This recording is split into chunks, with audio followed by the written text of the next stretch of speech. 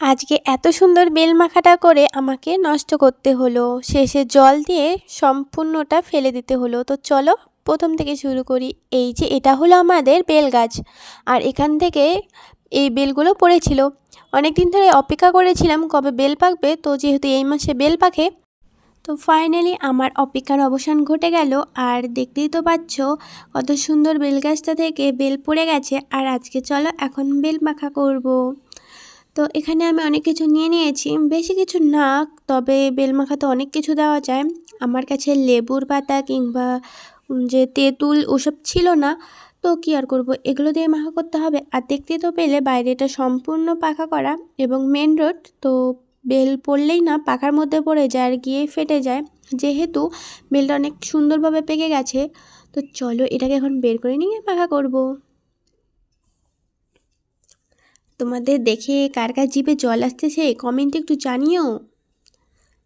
আর কার কার কদবেল মাখা খেতে ভালো লাগে জানি, বিশেষ করে মেয়েদের তো ভীষণই ভালো লাগে। তো যাদের ভালো লাগে কমেন্টে বলে দিও। অনেক দিন ধরে আমি এসব মাখার ভিডিও মোবাইলে দেখতেছি, তো আমারও সেই ইচ্ছে যে আমিও এরকম ভিডিওটা আপলোড করে দেবো।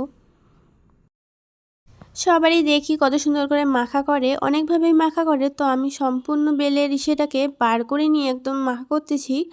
তো দেখে কার কার লোভ লাগতেছে একটু কমেন্টে জানাও, আর কার কার এরকম কদবেল মাখা ভালো লাগে। তো এই যে আমার সম্পূর্ণ মাখাটা কমপ্লিট, এখন খেয়ে একটু দেখব কীরকম লাগে। তো চলো, এই যে আমি নিয়ে নিয়েছি কদবেল, তো এখন খেয়ে দেখব। ভালোই লাগে মোটামুটি। তো সত্যি কথা বলবো, আমি না এসব খাই না, আমি কদবেল একদমই খাই না, আমাদের বাড়িরও কেউ খায় না।